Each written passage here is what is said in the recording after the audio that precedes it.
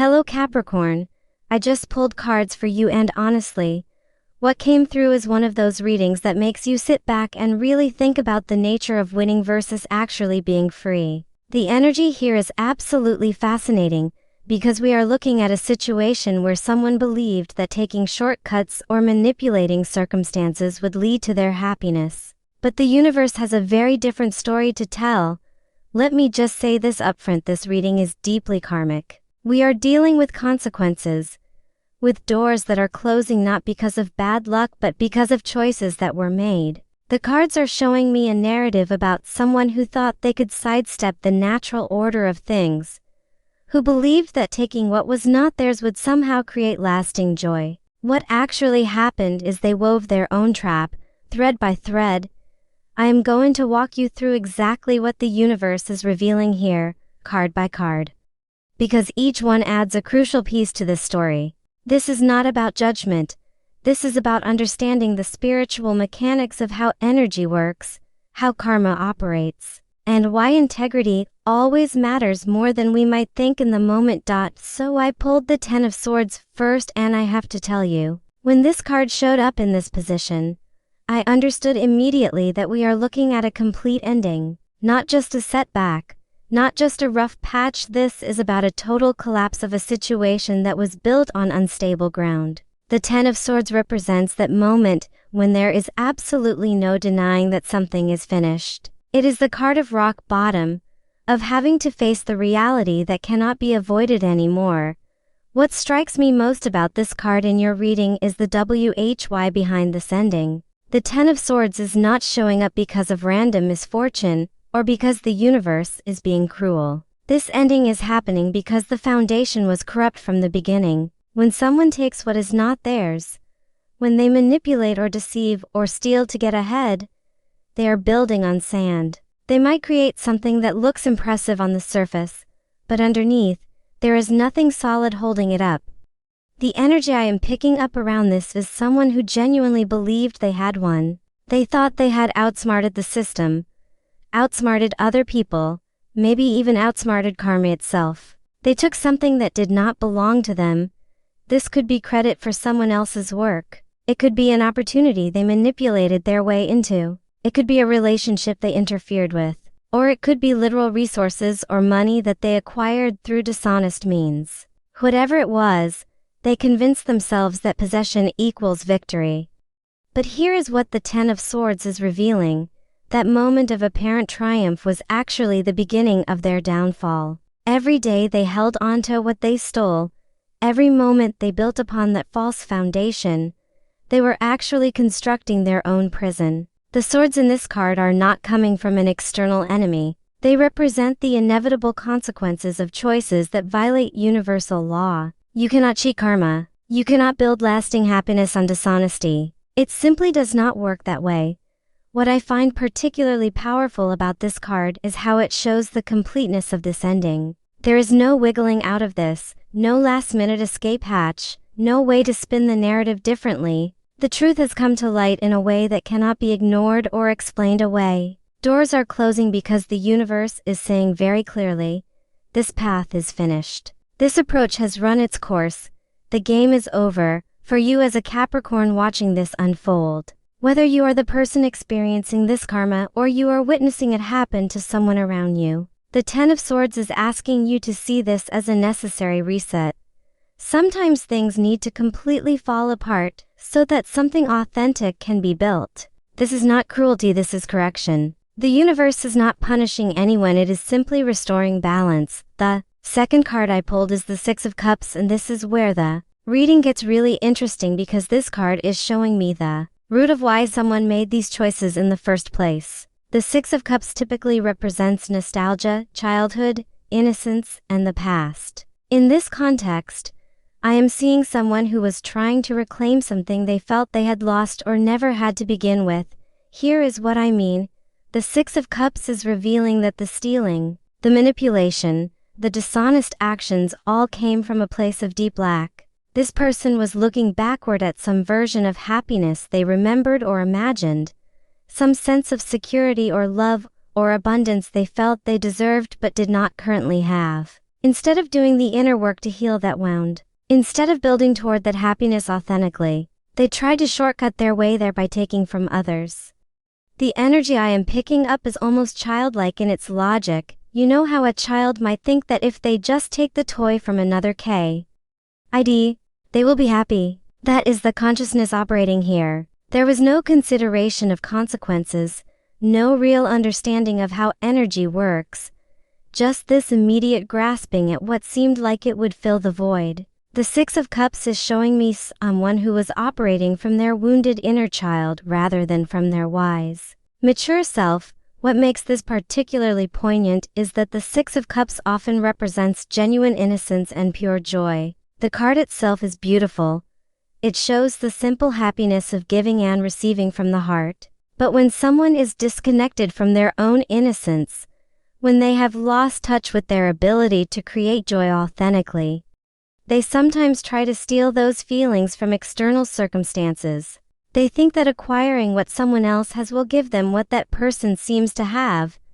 I am also picking up that this might be about trying to recreate a past situation that felt good. Maybe there was a time when this person did have what they wanted, when things felt easy and abundant, and now they are trying to force that energy to come back. But you cannot recreate the past by manipulating the present. You cannot force energy to flow in a direction it is not meant to go. The Six of Cups is showing that the very thing they were reaching for, that sense of warmth, security, innocent happiness, became impossible the moment they chose dishonest means to get it. There is also a message here about karma from the past catching up. The Six of Cups can represent karmic cycles, patterns that repeat from childhood or even from past lives. Someone might be experiencing the consequences of patterns they have run before, lessons they failed to learn the first time around. The universe is giving them an opportunity to finally break this cycle, but it requires them to face what they have done honestly.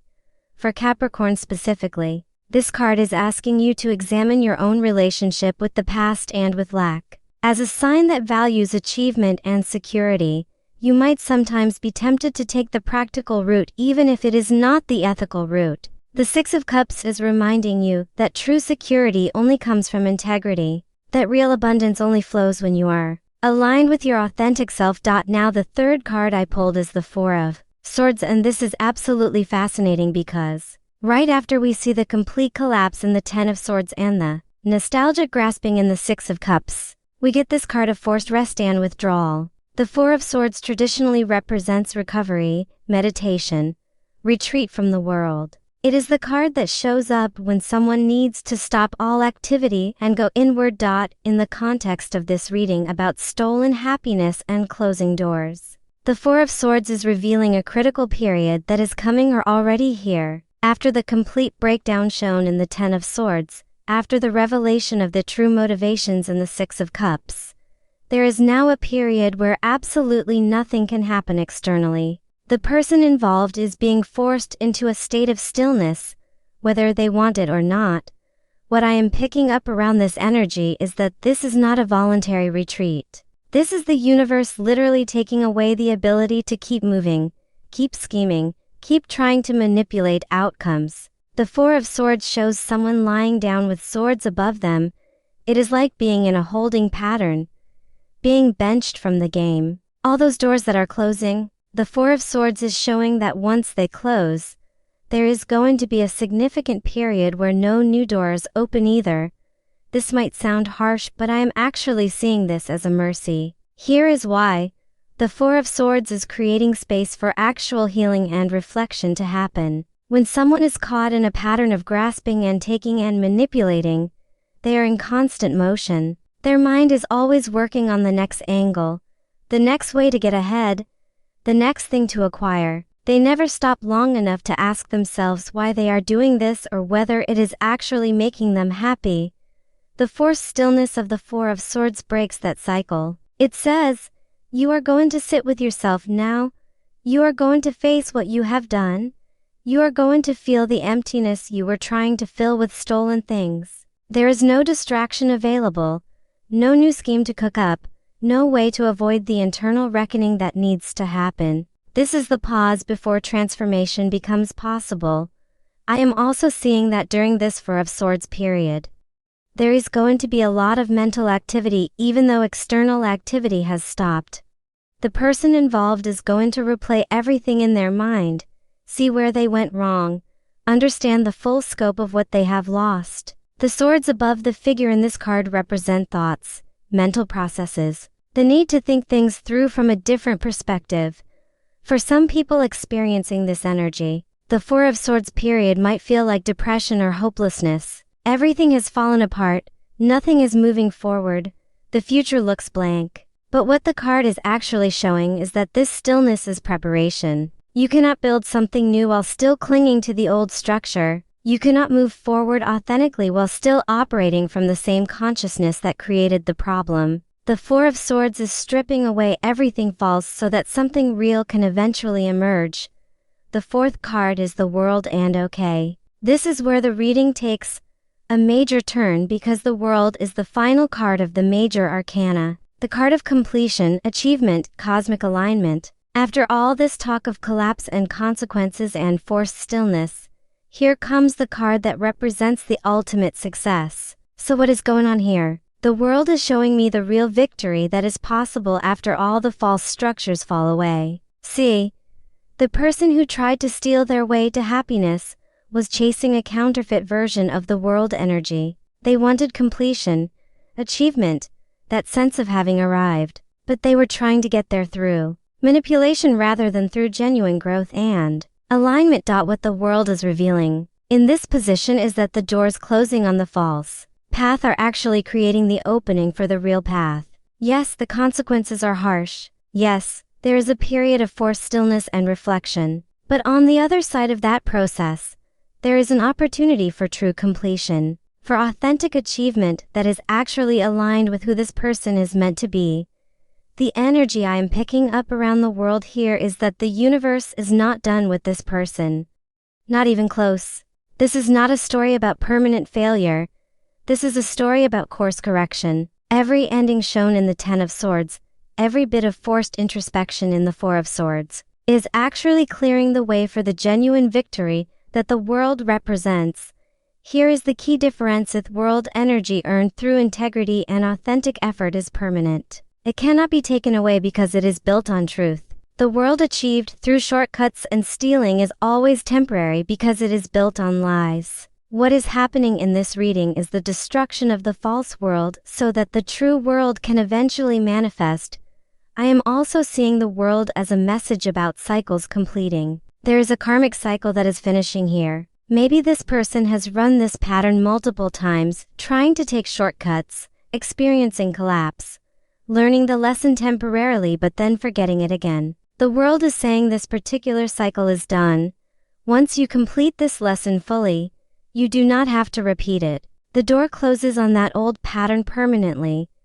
The world also represents cosmic support and alignment with your highest good. Even though it might not feel like it in the moment, even though the external circumstances look like total disaster, the universe is actually orchestrating events to bring this person into alignment with their soul purpose. Sometimes we have to lose everything we thought we wanted to discover what we actually need. For Capricorn specifically, the world is speaking directly to your understanding of achievement and success. As an earth sign, you know the value of building something real, something that lasts. You understand that true success takes time, effort, patience. The fifth card I pulled is the Five of Wands, and this brings in the energy of conflict, competition, struggle. After the world showed us the potential for real completion, the Five of Wands is revealing what needs to be worked through to get there. This card is about fighting, but not the kind of fighting that produces a clear winner. This is chaotic struggle where everyone is fighting everyone and nothing is getting resolved. In the context of this reading, the Five of Wands is showing me the aftermath of the stealing, the manipulation, the dishonest actions. There is conflict now that cannot be avoided. People who are wronged are fighting back. Truth is coming out in messy, chaotic ways. Arguments are erupting. The situation is no longer contained or controllable. It has exploded into open conflict. What I find really important about the Five of Wands here is that this conflict is actually necessary. When someone has been operating from a place of deception, when they have been taking what is not theirs, there has to be a reckoning. The people affected deserve to be heard. The truth deserves to come out. The Five of Wands represents that uncomfortable but essential process where everything hidden gets exposed and fought over. I am picking up that the person at the center of this might be trying to defend their actions, justify what they did, continue to fight to keep what they took. But the Five of Wands shows this is a losing battle. You cannot win a fight when you are defending a lie. You cannot maintain ground you gained through deception. The more they struggle to hold on, the more chaotic the situation becomes. There is also an element here of internal conflict. The Five of Wands can represent the war happening inside someone's own mind. Part of them knows what they did was wrong. Part of them is still trying to justify it. Part of them wants to come clean. Part of them wants to keep fighting. This internal battle is exhausting and it prevents any real resolution from happening. What the Five of Wands is ultimately showing is that you cannot fight your way out of karma. You cannot argue with the universe. The only way through this chaotic struggle is to stop fighting, acknowledge the truth, accept responsibility. As long as someone is in resistance, as long as they are still trying to justify or defend or maintain their position, the conflict continues. The moment they surrender to what is, the moment they stop fighting against reality, the chaos can begin to settle. For Capricorn, the Five of Wands is a reminder that not every battle is worth fighting. Your sign knows about strategic withdrawal, about choosing your battles carefully. The final card I pulled is the Five of Swords, and oh wow, this brings everything full circle in such a powerful way. The Five of Swords is traditionally the card of hollow victory, of winning the battle but losing the war, of success that costs you everything that actually matters. Someone is standing victorious in this card, but everyone else has walked away, and the victory feels empty. In this reading about stolen happiness and self-created traps, the Five of Swords is showing the exact moment when someone realizes what they have actually done to themselves. They got what they wanted, they took what they were after, they won the competition, they got ahead through their manipulations. But now they are standing alone, holding swords that feel heavy rather than triumphant, looking at the people walking away from them, feeling the emptiness of a victory built on betrayal. The energy around this card is profound regret mixed with stubborn pride. The person represented by the Five of Swords knows, on some level, that what they did was wrong. They can feel that their victory is hollow. They can see the damage they caused to relationships, to their own integrity, to the trust others had in them. But there is still a part of them that wants to justify it, that wants to say they had no choice, that wants to blame circumstances or other people.